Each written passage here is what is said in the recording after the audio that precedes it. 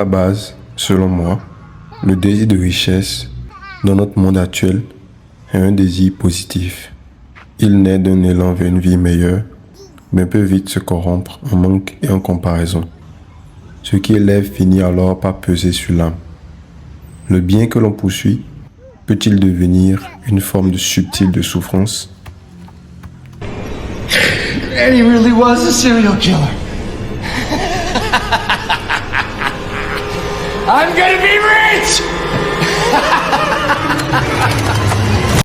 Déjà, pourquoi je veux devenir riche? Parce que la nécessité de richesse doit partir d'un pourquoi valable pour ne pas être juste un désir inexplicable. En fait, ma nécessité de devenir riche commence déjà quand je commence par ressentir une nécessité d'indépendance financière vis-à-vis de mes parents. Et cela, je pense que tout un chacun de nous avons déjà pris par là, quand nous avons envie de quitter le nid familial pour pouvoir avoir un semblant d'indépendance vis-à-vis de nos parents. Ce qui n'est pas toujours évident parce que tu te rends compte de la cherté de la vie et tu te rends compte que tu as besoin de ce papier-là, ce papier que nous avons décidé d'appeler argent et que nous avons aussi décidé d'attribuer une valeur pour pouvoir l'échanger contre des biens ou des produits ou des services. Après cela, j'ai commencé par sentir un grand désir de richesse quand mon daron ou mon père m'a confié la mission que lui-même il a appelée la mission. Parce que c'était une mission mais qui n'avait pas de nom.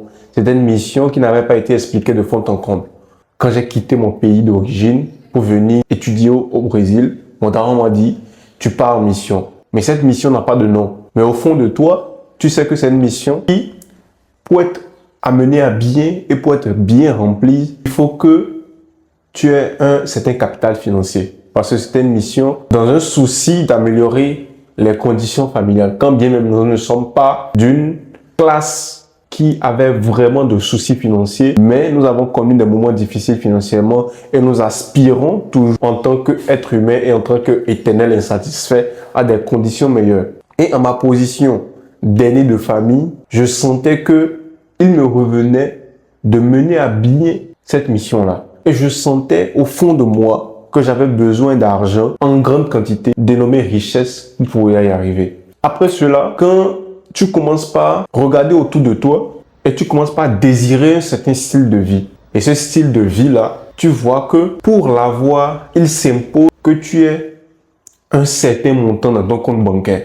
Et pour avoir ce montant dans ton compte bancaire, il est synonyme qu'on t'appelle riche financièrement, parce que tu peux être riche d'une autre manière, en dehors de l'argent ou en dehors des finances. Mais il s'imposait que tu puisses avoir dans ton compte un montant considérable. Après cela aussi, il y a quand tu commences pas à comprendre et à désirer, à partir du moment où tu construis une famille, des choses pour ton enfant ou des situations dans lesquelles tu voudrais mettre ta famille et tes enfants, dans lesquelles toi tu n'avais pas été mise et que tu aurais souhaité qu'on te mette. Et ces situations-là, tu sais très bien que dans le monde où nous vivons, il te faut un certain capital financier. Il te faut une certaine richesse financière. J'insiste sur le mot parce que j'ai appris avec le temps qu'on peut dénominer pas mal de nombres de richesses. Et la richesse est le fruit de tout ce qui est naturel.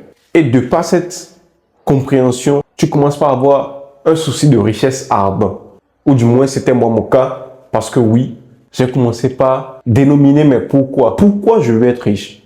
Et voilà, c'est quelques pourquoi là qui au fond de moi, je juge innocents en fait. Parce que c'est des pourquoi que beaucoup de jeunes commencent par ressentir en eux. C'est un désir. Et tout désir naît d'un manque. Tout désir que je peux nommer potable. Tout désir potable. Parce qu'il y a des désirs qui, même dans l'excès, on ressent. Ça, c'est des désirs que je nomme insalubres. Insalubres pour notre être. Je sais que le désir que je ressentais venait d'un manque. Parce que on pouvait noter de manière palpable que je n'étais pas encore riche. Donc, j'aspirais à avoir quelque chose que je n'avais pas. Mais le problème commence dans le processus pour atteindre ce que je veux. Pour être sincère avec vous, je comprends que désirer quelque chose de bien et quelque chose qui s'obtient sur le long terme est corrélé au fait que sur le processus pour y arriver, il y aura des difficultés, il y aura des hauts et des bas. Ce qui fait que ce n'est pas tout le monde qui arrive à pouvoir accéder ce joyau-là, ce statut qu'on appelle richesse, qu'on dit d'homme riche. C'est parce que c'est quelque chose de très difficile à avoir que beaucoup de personnes ne l'ont pas. C'est parce que sur le chemin là, c'est presque un parcours de combattant où tu auras des séquelles et des séquelles. Et ces séquelles-là, je suis en train de le sentir en moi parce que je sens une profonde anxiété dans le fait où je me dis, et si je ne deviens pas riche? Vous voyez un peu, c'est comme un désir irrépressible. Ce n'est pas comme ça l'est. Parce que je ne mets pas dans mon désir une parenthèse où j'admets que dans l'immensité des possibilités qu'il y a dans ce monde, il y a aussi quelque part où je ne pourrais pas avoir ce que je suis en train de désirer. Et c'est là qu'est le problème. Il faudrait au moins accepter qu'il y a une possibilité où tu ne pourras pas avoir ce que tu désires. Et si je suis honnête avec moi-même, je comprendrai et je percevrai que les probabilités pour que je ne devienne pas riche sont beaucoup plus élevées que les probabilités pour que je le devienne. Et ça n'a rien à voir avec de l'auto-sabotage, c'est juste un fait. De par d'où je viens, de par l'éducation que je reçois, que j'ai reçue, et de par comment c'est nécessaire pour moi de faire une totale autoprogrammation et d'aller contre tous les courants qui ont été tracés pour moi, vraiment ce n'est pas évident. Et de par encore le fait que je sois dans un autre pays, dans une autre circonstance, avec d'autres réalités, c'est vraiment difficile.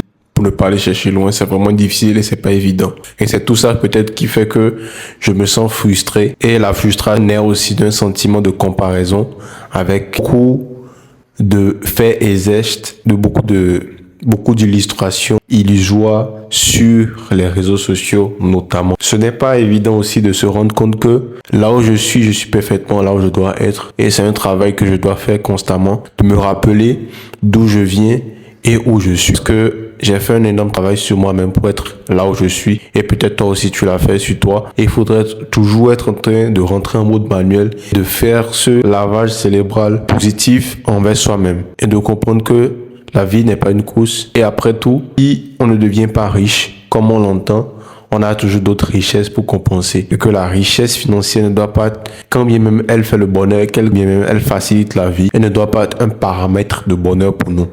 Et c'est ce que je suis en train d'essayer de m'apprendre à moi-même. Parce que après je regarde à des phrases ou à des versets un peu comme Luc 6:20 ou un peu comme peut-être Matthieu 18:24. Mais je me dis vraiment, si la richesse est si importante, pourquoi elle est autant nocive? Parce que en même temps que dans un autre côté, tout est vanité. Pourquoi je veux tant quelque chose que je ne vais même pas amener quelque part, que je vais laisser ici et que la rouille va prendre? Est-ce temps pour faciliter ma vie sur cette terre, pour combler un vide que je sens en moi et que je pense que la richesse pourrait combler? Parce que je ne peux pas me dire malheureux. Je ne peux pas me dire que non, je me sens triste, je suis pas riche. C'est parce que j'affronte des réalités au jour le jour que je me dis que si j'étais riche, vraiment, ça va m'aider. Et pour y arriver, il y a des sacrifices que je fais. Et ces sacrifices-là ne sont pas toujours des plus joyeux. Mais c'est parce que je pense à long terme.